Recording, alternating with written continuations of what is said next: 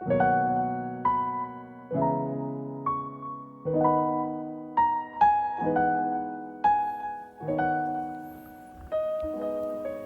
Seekers, kalian tahu apa itu rendah hati? Mazmur 149 ayat 4 berkata, "Sebab Tuhan berkenan kepada umat-Nya, Ia memahkotai orang-orang yang rendah hati dengan keselamatan." Seekers, rendah hati itu adalah kebajikan yang sulit ditemukan, sulit dijelaskan, dan sulit dicapai. Begitu kamu menganggap dirimu rendah hati, itu berarti kamu pasti tidak rendah hati. Ada orang pernah mengalami sesuatu yang konyol dan ia menceritakannya. Ia pindah ke sebuah kota kecil untuk menulis sebuah buku. Kota itu benar-benar terpencil, kuno, tenang, dan makanannya enak. Ketika ia masuk kafe untuk makan pagi, ternyata semua orang menatapnya. Mulai dari tempat parkir, ada 2 orang yang sengaja menoleh dan melihat ke arahnya. Para wanita sampai menoleh 2 kali ke arahnya ketika ia memasuki pintu kafe. Dan hampir semua orang selalu menatapnya ketika ia lewat. Pelayan di kafe itu juga menatapnya dengan penuh makna. Mengapa? Yang pasti, bukan karena bajunya. Ia hanya memakai sweater. Akhirnya, ia mengambil kesimpulan bahwa mereka mengenalinya karena buku yang dibawanya. Ia memang seorang pengarang buku.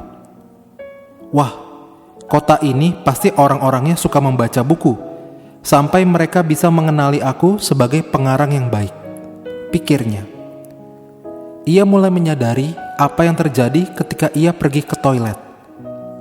Ia melihat penyebab utama semua orang menatapnya hari itu. Ternyata di dagunya ada darah kering yang membentuk garis panjang. Ia merasa konyol.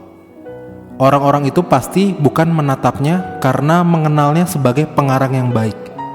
Tetapi mungkin mereka justru mengira ia adalah tahanan yang baru saja melarikan diri dari penjara. Seekers, sulit bukan untuk bersikap rendah hati? Madame Guyon berkata, "Semakin matang hayat seseorang, ia akan semakin rendah hati. Seperti mayang gandum yang makin matang, makin tunduk ke bawah." Orang yang rendah hati selalu melihat orang lain lebih kuat daripada dirinya sendiri. Melihat orang lain sedikit pun tidak bersalah. Tetapi, melihat diri sendiri sedikit pun tidak ada kebaikan. Jika orang lain berbuat baik, maka ia menghargainya. Kalau mendengar orang memujinya, ia seperti memukul dirinya. Ketika orang memuji Madame Guyon, ia berkata, "Itu karena mereka tidak tahu kejelekanku." Itulah sebabnya, ketika orang memakinya, ia merasa makian itu benar. Kalau ia sedikit saja merasa tidak enak terhadap orang lain, ia segera mengaku salah, mohon dimaafkan. Demikian pula terhadap pembantu rumah tangganya.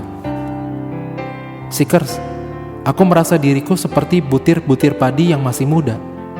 Di dalamnya masih kosong atau kurang berisi. Maka aku bisa mendongak ke atas dan merasa hebat.